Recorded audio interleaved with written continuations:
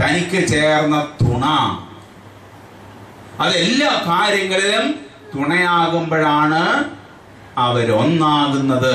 അപ്പൊ സ്നേഹം കൊടുക്കണമെങ്കിൽ നമ്മളിൽ സ്നേഹം ഉണ്ടായിരിക്കണം. ഉള്ളതേ കൊടുക്കാൻ പറ്റത്തുള്ളൂ, ഇല്ലാതെ നമുക്ക് കൊടുക്കാൻ പറ്റില്ല. സ്നേഹം നിറയെ ഉണ്ടായിരിക്കണം. നിങ്ങൾക്കറിയാമോ, വിവാഹിതരായിട്ടുള്ളവര് കൗൺസിലിങ്ങിനൊക്കെ വരുമ്പോൾ അവരുടെ ഏറ്റവും വലിയ പ്രശ്നം എന്ന് പറയുന്നത് ഇതാ, സ്നേഹത്തിന്റെ ദാരിദ്ര്യം. സ്നേഹം കൊടുക്കൽ വാങ്ങലിന്റെ ദാരിദ്ര്യമാണ്. ചിലപ്പോൾ ഉണ്ടായിരിക്കും, പക്ഷെ കൊടുക്കാൻ അറിയത്തില്ല. ചിലർക്ക് ഉണ്ടെന്നുള്ള ബോധ്യമില്ലാതെ വരുന്നു. ഉദാഹരണത്തിന് ഭാര്യയും ഭർത്താവോട് വന്നിരിക്കുമ്പോൾ പറയുന്ന കാര്യമാണ്. ഭർത്താവ് പറയും, അച്ഛനറിയാമോ, ഞാൻ 15-ാമത്തെ വയസ്സിൽ കള്ള ട്രെയിൻ കയറി ബോംബെ പോയി, അവിടുന്ന് മസ്കറ്റിൽ പോയി ബിസ്ക്കറ്റുമായിട്ട് വന്നു. എന്തിനാ? ഇവക്ക് വേണ്ടിയാണ്. ഇവളാണ് എൻ്റെ ചങ്കാണ്, കരളാണ്, കൊടലാണ്, വണ്ടമാണ്, എന്റെ എല്ലാം അല്ലേ എന്നങ്ങ് പറയുക. പക്ഷെ എൻ്റെ അച്ഛ, എനിക്ക് അവളുടെ സ്നേഹം കിട്ടുന്നില്ല. അവളുടെ സ്നേഹം കിട്ടാതെ വരുമ്പോഴാണ് ഞാൻ അല്പം പോയി മദ്യപിച്ചു പോകുന്നത്. കുഴപ്പമുണ്ടോ? നിങ്ങളുടെ സ്നേഹം കിട്ടാതെ വരുമ്പോൾ ഭർത്താവ് ഇച്ചിരി മദ്യപിച്ചുകൊണ്ട് കുഴപ്പമുണ്ടോ? കുഴപ്പമില്ലല്ലേ? ഇത് എന്റെ പറച്ചിലല്ല കേട്ടോ. വിവാഹമൊരുക്ക സെമിനാറിൽ ഞാൻ ചോദിക്കും, ഭർത്താവിന്റെ സ്നേഹം കിട്ടാതെ വരുമ്പോ, അല്ല ഭാര്യയുടെ സ്നേഹം കിട്ടാതെ വരുമ്പോ ഭർത്താവ് കുടിച്ചിട്ട് കുഴപ്പമുണ്ടോ എന്ന് ചോദിക്കും. ശകലം ഒന്നും കുഴപ്പമില്ലെന്ന് പറയും. പുതിയ ജനറേഷന്റെ രീതി അതാ കേട്ടോ, നിങ്ങൾ മനസ്സിലാക്കുക. ശകലമൊക്കെ ആണ് കുഴപ്പമില്ല. ഇത് ഇതേ പറഞ്ഞു കഴിയുമ്പോഴത്തേക്ക് അപ്പുറം എന്ന് ഭാര്യ പറയും, അച്ഛനറിയാമോ, ഞാൻ പറഞ്ഞു മാത്രമാണ് ജീവിച്ചോണ്ടിരുന്നത്, പക്ഷേ ഇയാൾ ഇതുപോലെ തോന്നിവാസം പോകാൻ തുടങ്ങിയപ്പോഴാണ് ഞാൻ അതിന്റെ ചെക്കനോടെ പോയത്. അത് കുഴപ്പമുണ്ടോ? ഇയാൾ ഇങ്ങനെ കള്ളുപിടിച്ചൊക്കെ പോകുമ്പോഴത്തേക്ക് ഭാര്യ അതിലൊക്കെ ചെക്കനോടെ പോയ കുഴപ്പമുണ്ടോ? രണ്ടും കുഴപ്പമില്ലാത്ത മനുഷ്യരുണ്ട് ഇപ്പം കേട്ടോ. ഒരു തവണ ഞാനിങ്ങനെ കൗൺസിലിംഗ് ഒക്കെ പറഞ്ഞ് കുറച്ച് കഴിയുമ്പം അവർ ചോദിച്ചു, ഞങ്ങൾക്ക് രണ്ടുപേർക്ക് രണ്ടു വഴി പോകുന്നതിന് പ്രശ്നമില്ല, പിന്നെ അച്ഛന് പ്രശ്നമുണ്ടോ എന്ന് ചോദിച്ചു. മനുഷ്യരുടെ ചിന്താഗതികളൊക്കെ അങ്ങനെയൊക്കെ മാറാൻ തുടങ്ങിയിട്ടുണ്ട്. അത് പിശാച് കയറ്റുന്ന വലിയ പ്രലോഭനമാണല്ലോ. പിശാചിന്റെ ഈ പ്രലോഭനങ്ങൾ നമ്മുടെ കുടുംബത്തെ നശിപ്പിക്കാൻ പല രീതിയിൽ. അതുകൊണ്ട് ഞാനിപ്പം പറഞ്ഞത്, ഭർത്താവ് ആഗ്രഹിക്കുന്നതിന്റെ ഭാര്യയുടെ സ്നേഹം വേണം. ഭാര്യ ആഗ്രഹിക്കുന്നതിന്റെ ഭർത്താവിന്റെ സ്നേഹം വേണം. രണ്ട് തെണ്ടികൾ അങ്ങോട്ടും ഇങ്ങോട്ടും ഇന്ന് രാവിലെ വരെ തെണ്ടി വല്ലതും കിട്ടുമോ? രണ്ടുപേരും തെണ്ടികളാ, രണ്ടുപേരും കൊടുക്കാനില്ല. വേണം. അപ്പൊ എന്നാ എടുക്കും? കിട്ടാതെ വരുമ്പോഴാണ് അടിവെക്കുമ്പോൾ ശക്തി കുറഞ്ഞ ആള് പോയി ഒരാളെ കൂട്ടിക്കൊണ്ടുവന്ന് അടിവെക്കും. ആരെ കൂട്ടിക്കൊണ്ടുവരും? ആരെയാ കൂട്ടിക്കൊണ്ടുവരുന്നേ? മദ്യം. ഭർത്താവിന് അടിവെക്കുമ്പോൾ ബലമില്ലെങ്കിൽ അവൻ പോയി രണ്ടെണ്ണം അടിച്ചിട്ട് വന്നിട്ട് അടിവെക്കും. ശരിയല്ലേ? ഇനിയും ചിലയിടത്ത് ഈ സ്നേഹം കിട്ടാതെ വരുമ്പോഴാണ് മറ്റു വഴിയെ പോകും. സമറിയാക്കാരി സ്ത്രീയുടെ വഴി. സമറിയാക്കാരി സ്ത്രീക്ക് സ്നേഹം കിട്ടാത്തതിന്റെ ദാരിദ്ര്യത്തിന്റെ ദാഹമായിരുന്നു. അവള് രാവിലെ മുതല് ഒരു കുടം എടുത്തോണ്ട് ഇറങ്ങി. കണ്ട ചെക്കന്മാരോടൊക്കെ ചോദിച്ചു, എടാ ചെക്ക, എനിക്ക് ശകലം സ്നേഹത്തിലാവും. അവര് ശകലം കൊടുത്തു. അവൾക്ക് തൃപ്തിയായോ? ഇല്ല. അടുത്ത ചെക്കനൊക്കെ പോയി. അവൾക്ക് തൃപ്തിയായോ? ഇല്ല. എത്ര ചെക്കന്മാരൊക്കെ പോയി? 5 ഉണ്ടായിരുന്നു, ഇപ്പോൾ വേറൊരു വീനുണ്ട്. ഈ അവസ്ഥയിലാണ് ആ തച്ചന്റെ കൊച്ചന്റെ പക്കെ ചെന്നു. ആ കൊച്ചൻ എന്നാ കൊടുത്തു? തച്ചന്റെ കൊച്ചൻ എന്നാ കൊടുത്തത്? ഇത്തിരി സ്നേഹമല്ല കൊടുത്തത്, നിറയെ സ്നേഹം കൊടുത്തു. നിറയെ സ്നേഹം കൊടുത്തപ്പോൾ അവൾ ആ കുടമെല്ലാം വലിച്ചെറിഞ്ഞിട്ട് പറഞ്ഞു, എന്നെ മനസ്സിലാക്കിയ, എന്നെ ഉൾക്കൊണ്ട, എനിക്ക് നിറയെ സ്നേഹം കിട്ടിയ, എന്നെ രക്ഷിച്ച കർത്താവായ ഈശോയെ ഞാൻ അനുഭവിച്ചു. പ്രിയമുള്ളവരെ, നമ്മൾ വ്യക്തിപരമായിട്ട് കർത്താവായ ഈശോയെ എന്റെ രക്ഷകനും നാഥനുമായിട്ട് അനുഭവിച്ചറിയണം, രുചിച്ചറിയണം. Praise the Lord. രുചിച്ചറിഞ്ഞെങ്കിൽ മാത്രമേ കൊടുക്കാൻ പറ്റത്തുള്ളൂ. ഈശോ എന്നെ സ്നേഹിച്ചു, നിറയെ സ്നേഹിച്ചു. ഈ സ്നേഹം അനുഭവിച്ച വ്യക്തിയാണ് ജീവിത പങ്കാളിക്ക് സ്നേഹം കൊടുക്കത്തുള്ളൂ. അല്ല എനിക്ക് വേണം, എനിക്ക് ദാഹമാണ്, ദാരിദ്ര്യമാണ്, വിശപ്പാണ് എന്നും പറഞ്ഞിരുന്നാല് കൊടുക്കാൻ പറ്റത്തില്ല. So you should be contented എന്ന് പറയും. ഉൾക്കാമ്പുണ്ടായിരിക്കണം. ഉൾക്കാമ്പിലെ നിറയെ സ്നേഹം ഉണ്ടായിരിക്കും. ഈശോ എന്നെ നിറയെ സ്നേഹിച്ചിട്ടുണ്ട്, പിന്നെ എന്നാ കുഴപ്പം? എനിക്ക് അവർ സ്നേഹിച്ചില്ലെങ്കിൽ കുഴപ്പമില്ല, ഇവർ സ്നേഹിച്ചില്ലെങ്കിൽ കുഴപ്പം. ഈശോ എന്നെ നിറയെ സ്നേഹിച്ചിട്ടുണ്ട്. അതാണ് കണ്ടന്റഡ് ആകുക, അല്ലെങ്കിൽ ഉൾക്കാമ്പുണ്ടായിരിക്കുക. ഇങ്ങനെ ഉൾക്കാമ്പ് ദൈവ സ്നേഹത്താൽ നിറഞ്ഞ വ്യക്തിക്ക് മറ്റൊരാൾക്ക് സ്നേഹം കൊടുക്കാനായിട്ട് പറ്റത്തില്ല.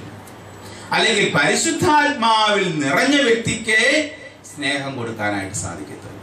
അപ്പോൾ ദൈവസ്നേഹത്താൽ ദൈവത്തിന്റെ ആത്മാവിൽ നിറയുവാനായിട്ട് നമുക്ക് ശ്രമിക്കാം.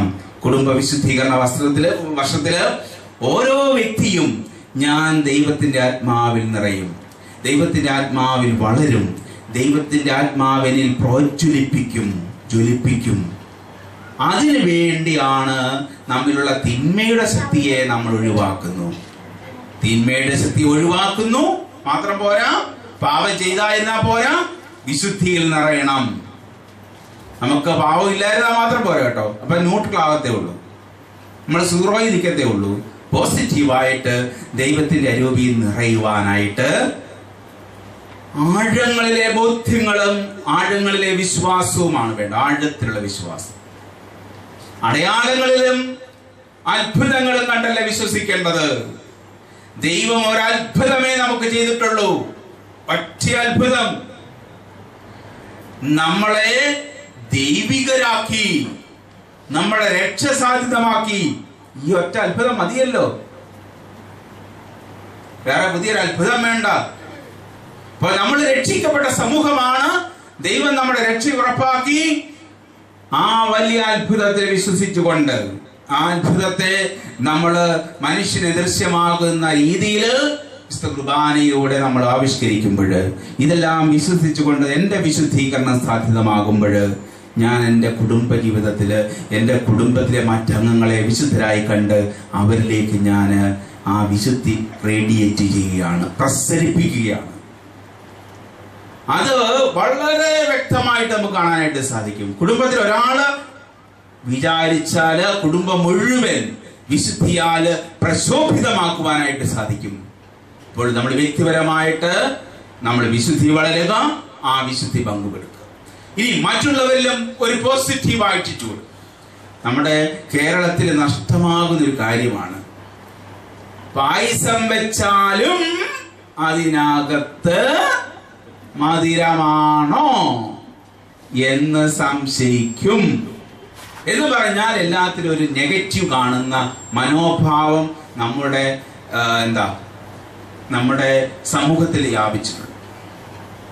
അവിടെയാണ് നമ്മൾ തിരുത്തലാകേണ്ടത്. നമ്മുടെ ക്രൈസ്തവ സാന്നിധ്യത്തിന്റെ തിരുത്തൽ എന്ന് പറയുന്നത് പോസിറ്റീവ്, നന്മ കാണുക. ഞാൻ നല്ലതാണ്, മറ്റുള്ളവരും നല്ലതാണ്. ഞാൻ വിശുദ്ധനാണ്, മറ്റുള്ളവരും വിശുദ്ധരാണ്. I am okay, you are okay. അങ്ങനെ ആകുമ്പോൾ ഞാനും എൻ്റെ ജീവിത പങ്കാളിയും എൻ്റെ മക്കളും വിശുദ്ധരാണ്. ഒരു പോസിറ്റീവായിട്ടുള്ള മനോഭാവം. ഈ മനോഭാവം ഉണ്ടെങ്കിൽ കുടുംബത്തിൽ മറ്റംഗങ്ങളെ നമ്മൾ ബഹുമാനിക്കും. ഭാര്യയെ ഭർത്താവ് ചീത്ത വിളിക്കത്തില്ല, ഭർത്താവിനെ ഭാര്യ തല്ലത്തില്ല, മക്കള് മാതാപിതാക്കളെ ചീത്ത വിളിക്കില്ല. ഈ പോസിറ്റീവ് ആറ്റിറ്റ്യൂഡ് ഉണ്ടാകുക. ഇനിയും നമ്മുടെ കുടുംബ ജീവിതത്തില് സ്നേഹം കൊടുക്കേണ്ട അവസരങ്ങളെ കണ്ടെത്തി സ്നേഹം കൊടുക്കുവാനായിട്ട് നോക്കുക. ഇന്നലെ ഈ ഫൊറാനയിലെ നെടുങ്കുന്നം ഫൊറാനയിലെ വൈദികരുടെ കൂട്ടായ്മയാണ്. ഒന്നിച്ചിരുന്ന് പ്രാർത്ഥിച്ചു, കുംസാരിക്കേണ്ട അച്ഛന്മാര് കുംസാരിക്കാനുള്ളവർ കുംസാരിച്ചു, ഒന്നിച്ചിരുന്ന് ചർച്ച ചെയ്തു. ഇവിടുത്തെ ഈ ഫൊറാനയിൽപ്പെട്ട ദൈവജനത്തിന്റെ എല്ലാവിധത്തിലുള്ള ആധ്യാത്മിക വളർച്ചയെ കുറിച്ചാണ് ഞങ്ങൾ ഒന്നിച്ചിരുന്ന് ചിന്തിച്ചത്. ഇങ്ങനെ ചിന്തിച്ച അവസരത്തില് കുടുംബങ്ങളുടെ വിശുദ്ധീകരണത്തെ കുറിച്ച് ചിന്തിച്ച അവസരത്തില് കുടുംബ വിശുദ്ധീകരണ വർഷത്തിൽ എന്തെല്ലാം ചെയ്യാമെന്ന് ആലോചിച്ചപ്പോൾ അത് പല തലങ്ങളിൽ ചർച്ച വന്ന ഒരു കാര്യമാണ്. കുടുംബത്തിലെ ഓരോ അംഗത്തിന്റെയും ജീവിതത്തിലെ നിർണായക നിമിഷങ്ങള്, അവരുടെ ബന്ധത്തിൽപ്പെട്ട ഏറ്റവും അടുത്ത കസിൻസ്, സഹോദരങ്ങള്, കസിൻസ്, സെക്കൻഡ് കസിൻസ് വരെയുള്ളവരുടെ ഫോട്ടോസ്, അവരുടെ ജീവിതത്തിലെ നിർണായക ദിവസങ്ങള്, ജനനം, മാമോദീസ, അതുപോലെ വിവാഹം, അല്ലെങ്കിൽ മരിച്ചുപോയ ദിവസം, ഇതൊക്കെ എഴുതി വെച്ച് ഒരു കലണ്ടർ ഉണ്ടാക്കി, അത് ഏറ്റവും നമ്മുടെ കൊറോണ വിചാരിച്ച പറഞ്ഞു ഏറ്റവും എപ്പോഴും കാണുന്ന ഒരു സ്ഥലത്ത്, നമ്മുടെ മുഖക്കണ്ണാടി ഉള്ളിടത്ത് വെക്കാൻ ഏറ്റവും എളുപ്പമെന്ന് പറയും. കാരണം അത് നോക്കി ചീവാൻ പോകുമ്പോഴെങ്കിലും കാണും. അങ്ങനെ കാണുമ്പോൾ എൻ്റെ ജീവിത പങ്കാളിയുടെ ജന്മദിനമാണെന്ന്, അത് ഞാൻ തന്നെ വേണം, അത് ഞാൻ ജനിച്ചെങ്കിൽ ഒന്ന് വിഷ് ചെയ്യുക. എന്റെ കൊച്ചുമോളുടെ ആദ്യ കുർബാന സ്വീകരിച്ച ദിവസമാണ്. ഒന്ന് എല്ലാവരുടെ കയ്യിലും 1-2 ഫോൺ ഉണ്ടല്ലോ, ഒന്ന് വിളിച്ചിട്ടൊന്ന് വിഷ് ചെയ്യുക, ഒന്ന് പ്രാർത്ഥിക്കുക. ആ കൊച്ചിന് വേണ്ടി ഒരു നന്മ നിറഞ്ഞ മറിയം ചൊല്ലിയാൽ അത്രയും പ്രയോജനമുണ്ട്. ഇങ്ങനെ അവസരങ്ങളില് നമ്മൾ ജീവിത പങ്കാളിയെയും മക്കളെയും കൊച്ചുമക്കളെയും ഒക്കെയും ഏതെങ്കിലും തരത്തില് പരിഗണിക്കുക. സ്നേഹത്തിന്റെ പരിഗണന കൊടുക്കുമ്പോൾ കുടുംബത്തിന്റെ വിശുദ്ധീകരണം ഒരു പടി കൂടി ഉയരുകയാണ്. അല്ലെങ്കിൽ വിശുദ്ധീകരണത്തില് കൂടുതൽ അവസരങ്ങള് ലഭിക്കുകയാണ്. പ്രിയമുള്ളവരെ, അങ്ങനെയുള്ള അവസരങ്ങളെ പ്രയോജനപ്പെടുത്തിക്കൊണ്ട് കുടുംബ വിശുദ്ധീകരണത്തില് ഫാമിലി കമ്മ്യൂണിക്കേഷൻ ഓഫ് ലവ്, കുടുംബത്തിലെ വിനിമയത്തില്, സ്നേഹത്തിന്റെ വിനിമയത്തില് ഇഷ്ടത്തിനല്ല പ്രാധാന്യം, സ്വയം കൊടുക്കുന്നതിനാണ്. സായിപ്പ് ഫാമിലിയെ കുറിച്ച് പറയുന്ന ഇതാണ്. ഫാമിലി എന്റെ അക്ഷരം forget about myself, I love you. ഞാൻ എന്നെ തന്നെ മറന്ന് ജീവിതത്തില് കുടുംബത്തിന് വേണ്ടി സമർപ്പിതരാകുകയാണ് നമ്മുടെ ഏറ്റവും വലിയ സ്നേഹം. ഇനിയും കുടുംബത്തിന് വേണ്ടി സമർപ്പിതരാകുന്നത് കുടുംബത്തിന്റെ ഭൗതികതയ്ക്ക് വേണ്ടി മാത്രമല്ല, കുടുംബത്തിന്റെ ഏറ്റവും വലിയ കാര്യം ആധ്യാത്മികമായ ഉയർച്ച. സ്വർഗസ്ഥനായ പിതാവ് പരിപൂർണനായിരിക്കുന്ന പോലെ പൂർണ്ണതയിലേക്കുള്ള വളർച്ചയാണ്. ഇങ്ങനെ പൂർണ്ണതയിലേക്ക് വളരുമ്പോൾ അവരൊന്നായി തീരും. ഞങ്ങൾ ഒന്നായിരിക്കുന്ന പോലെ നിങ്ങൾ ഒന്നായിരിക്കേണ്ടത്. സ്ത്രീഹന്മാരും അതാണ് പറഞ്ഞത്. ഞങ്ങൾ കണ്ണുകൊണ്ട് കാണുകയും കാതുകൊണ്ട് കേൾക്കുകയും കരങ്ങൾ കൊണ്ട് സ്പർശിച്ചനുഭവിക്കുകയും മിശിഹായെ പങ്കുവെക്കുന്നു. എന്തിനാണ് നിങ്ങൾക്ക് ഞങ്ങളോട് കൂട്ടായ്മ ഉണ്ടാകുക? ഞങ്ങളുടെ കൂട്ടായ്മയാകട്ടെ പിതാവിനോടും പുത്രനോടും അവന്റെ ആത്മാവിനോടുമാണ്. പ്രിയമുള്ളവരെ, അപ്പസ്തോല പ്രവർത്തനങ്ങളില് അതുപോലെ യോഹന്നാന്റെ ലേഖനത്തിലുമൊക്കെ കാണുകയാണ്, ദൈവത്തിന്റെ സ്നേഹം പങ്കുവെച്ചത് കൂട്ടായ്മ ഉണ്ടാകാനായിട്ടാണ്, കമ്മ്യൂണിയൻ. അപ്പോൾ സ്നേഹത്തിന്റെ പങ്കുവെക്കലിന്റെ ഫലമായിട്ട് കുടുംബത്തിൽ സംജാതമാകുന്നത് കമ്മ്യൂണിയനാണ്, ഐക്യമാണ്. കുടുംബത്തിന്റെ ഐക്യം അതിന്റെ വിശുദ്ധിയുടെ വളർച്ചയിലെ നിർണായകമായ ഒരു പടവാണ്. ഐക്യം ഉണ്ടായി കഴിയുമ്പോഴാണ് കുടുംബത്തെ ഒരു സമൂഹമായിട്ട്, കമ്മ്യൂണിറ്റി ആയിട്ട് കാണാനായിട്ട് സാധിക്കുക. അല്ലെങ്കിൽ ഓരോ വ്യക്തികള് താമസിക്കുന്നു, അവരവരുടെ വഴിക്കുന്നു. അതല്ല, ഓരോ വ്യക്തിയും പരസ്പരം സ്നേഹം കമ്മ്യൂണിക്കേറ്റ് ചെയ്ത് ഒന്നായി തീർന്ന് ആ ഒരു സമൂഹമായിട്ട് വളരാനായിട്ട് സാധിക്കും. അതുകൊണ്ട് ഓർത്തിരിക്കുക, 3C ഓർത്തിരുന്നാൽ മതി. Communication of love, communion and community formation. ഇതാണ് പരിശുദ്ധ ത്രിത്വത്തിന്റെ പ്രതിച്ഛായയായിട്ട് ഒരു കുടുംബം വളർത്തിയെടുക്കുവാൻ ചെയ്യുന്നത്. അതിന് ചെയ്യേണ്ട 3 ചെറിയ കാര്യങ്ങളൂടെ പറയാം. ഒന്ന്, ഒന്നിച്ചിരുന്ന് സന്ധ്യാപ്രാർത്ഥനയെങ്കിലും ചെല്ലണം. കുടുംബാംഗങ്ങള് ഒന്നിച്ചിരുന്ന് സന്ധ്യാപ്രാർത്ഥന എങ്കിലും, പ്രഭാതത്തിലും ചെല്ലുന്നത് നല്ലത്, സന്ധ്യാപ്രാർത്ഥന എങ്കിലും ഒന്നിച്ചിരുന്നില്ല. 2, ഒന്നിച്ചിരുന്ന് അത്താഴമെങ്കിലും കഴിക്കുക. 3, ഒന്നിച്ചിരുന്ന കുടുംബത്തില് എല്ലാ കാര്യങ്ങളും, അന്ന് കണ്ടുമുട്ടിയ വ്യക്തികളെ കാര്യങ്ങളെല്ലാം തുറന്ന് സംസാരിക്കുന്ന ഒരു 10-15 മിനിറ്റ് ഒന്നിച്ചിരുന്ന് സംസാരിക്കുന്ന വേദി ഉണ്ടാകുക. ഈ 3 കാര്യങ്ങള് വിശ്വസ്തയോടെ ചെയ്താല് കുടുംബത്തില് വിശുദ്ധി വളരുവാനായിട്ടുള്ള ഒരു പൊടിക്കൈയാണ് സാധ്യതമാകും. അതുപോലെ ഞാൻ ആദ്യമേ പറഞ്ഞതുപോലെ ഭാര്യയും ഭർത്താവും കിടക്കുന്നതിന് മുമ്പ് കരങ്ങൾ കോർത്ത് പിടിച്ച് തോബിയാസിന്റെ പുസ്തകത്തില് 8-ാം അധ്യായം 5, 6, 7 വാക്യങ്ങള് ചൊല്ലി പ്രാർത്ഥിക്കുക. പ്രിയമുള്ളവരെ, ഈ അവസരത്തിൽ ഇവിടെ വരുവാനും നിങ്ങളോടൊപ്പം ഈ ചിന്തകൾ പങ്കുവയ്ക്കുവാനും ദൈവം അവസരം നൽകിയതിന് ഞാൻ നന്ദി പറയുന്നു. അതോടൊപ്പം നിങ്ങളെ എന്നെ കേട്ടതിന് നിങ്ങളോട് ഞാൻ നന്ദി പറയുന്നു. ബഹുമാനപ്പെട്ട ഈ അച്ഛൻ മറ്റച്ഛന്മാരോട് ഞാൻ നന്ദി പറയുന്നു. എൻ്റെ ശുശ്രൂഷ പ്രധാനമായിട്ടും മദ്യപരുടെയും അതുപോലെ HIV അണുബാധിതരുടെ ഇടയിലാണ്. മദ്യപാന ആസക്തി രോഗത്തിന് വളരെ ഫലപ്രദമായ 2 കാര്യങ്ങളുണ്ട്. അതില് കേരളത്തിലെയും കർണാടകത്തിലെയും കേന്ദ്രങ്ങളിൽ ജോലി ചെയ്യുന്ന മദ്യരോഗ ചികിത്സാ കേന്ദ്രങ്ങളിൽ ജോലി ചെയ്യുന്നവർക്ക് വേണ്ട പരിശീലനവും അതിനുള്ള കാര്യങ്ങളൊക്കെ ഞങ്ങൾ ചെയ്യുന്നുണ്ട്. അത് സാധാരണക്കാർക്ക് വലിയ ബന്ധമുള്ള കാര്യമല്ല. എന്നാൽ എന്നെ കേൾക്കുന്ന നിങ്ങൾക്ക് പ്രസക്തമായ കാര്യമാണ്. മദ്യപന്മാരെ രക്ഷിക്കാനായിട്ട് ഹോമിയോപ്പതി ചികിത്സ ഞങ്ങൾ ഫലപ്രദമായിട്ട് ചെയ്യുന്നുണ്ട്. 2-3 വർഷമായിട്ട് അത് ചെയ്യുന്നുണ്ട്. ഹോമിയോപ്പതി ചികിത്സ ഡോക്ടർമാരുടെ സേവനവും ലഭ്യമാണ്. എല്ലാ വ്യാഴാഴ്ചകളിൽ നമ്മുടെ കൊറോണ കേന്ദ്രത്തിന്റെ ഉള്ള മദർ തെരേസ ഹോമിൽ വെച്ച് എല്ലാ വ്യാഴാഴ്ചയും രാവിലെ 9:30 മുതൽ ഉച്ചയ്ക്ക് 1 മണി വരെയും ചികിത്സാ സൗകര്യം ഉണ്ടായിരിക്കും. അതോടൊപ്പം തന്നെ വെള്ളിയാഴ്ചകളിൽ അരമനപ്പടിക്കലുള്ള ആത്മതാ കേന്ദ്രത്തിലും മറ്റു ദിവസങ്ങളുള്ളതൊക്കെ ദൂരങ്ങളിലാണ്. ആലപ്പുഴയിലെ ചൊവ്വാഴ്ച തത്തമ്പള്ളിയിൽ വെച്ച്, ബുധനാഴ്ച കുറിച്ചി ഓർത്തഡോക്സ് നമ്മുടെ ജ്ഞാനായ ഓർത്തഡോക്സ് പള്ളി വെച്ച്, മറ്റ് കൊറോണകളിലേക്കും ഇത് വ്യാപിപ്പിക്കാൻ പോവുകയാണ്. ഒരു 77% ഞങ്ങളിപ്പോൾ 2000 പേരെ ചികിത്സിച്ചു. 2000 മുകളിലായി 2000 പേരെ ചികിത്സിച്ച അവസരത്തിൽ കാണുന്നത് ഒരു 77% വിജയം. ഇനി മദ്യപര് നേരിട്ട് വരേണ്ട ആവശ്യമില്ല. അവരുടെ കുടുംബാംഗങ്ങൾ ആരെങ്കിലും വന്ന് പറഞ്ഞാൽ, വിവരം പറഞ്ഞാൽ അതനുസരിച്ചുള്ള മരുന്ന് അവർക്ക് കൊടുക്കുന്നതാണ്. ഒരു 6 മാസത്തെ ചികിത്സ ആവശ്യമാണ്. മദ്യപാനം കുറയ്ക്കുവാനും പ്രത്യേകിച്ച് കുടുംബത്തിലെ വഴക്ക് പ്രശ്നങ്ങൾ അവരുടെ സ്വഭാവ പ്രത്യേകതകളെ നേരെയാക്കുവാന് ഇത് സഹായിക്കും. മറ്റൊരു കാര്യം, ഇവിടെ അടുത്തുള്ള കുന്നന്താനത്ത് LSDP സിസ്റ്റേഴ്സ് ദൈവപരിപാലന സന്യാസ സമൂഹത്തിന്റെ അവിടെ വെച്ച് എല്ലാ മാസത്തെയും അവസാന വെള്ളി, ശനി, ഞായർ, വെള്ളിയാഴ്ച വൈകുന്നേരം 5 മണിക്ക് തുടങ്ങി ഞായറാഴ്ച വൈകുന്നേരം 4 മണിക്ക് തീരുന്ന രീതിയിൽ മദ്യപർക്ക് വേണ്ടിയുള്ള ധ്യാനം നടത്തുന്നുണ്ട്. ഞാനും അവിടെയുള്ള സിസ്റ്റേഴ്സൂടെ ചേർന്നാണ് അത് നടത്തുക. അതില് മദ്യപർക്ക് തനിച്ചും അല്ലെങ്കിൽ കുടുംബസമേതം ഭാര്യയ്ക്കും ചേർന്ന് സംബന്ധിക്കാം. വലിയ ഒരു കാര്യം, ഫീസ് ഒന്നുമില്ല, ഫ്രീ ആയിട്ടാണ്. നിങ്ങൾക്ക് എന്തെങ്കിലും മനസ്സുണ്ടെങ്കിൽ കൊടുക്കുക, ഇത്രയും മാത്രം.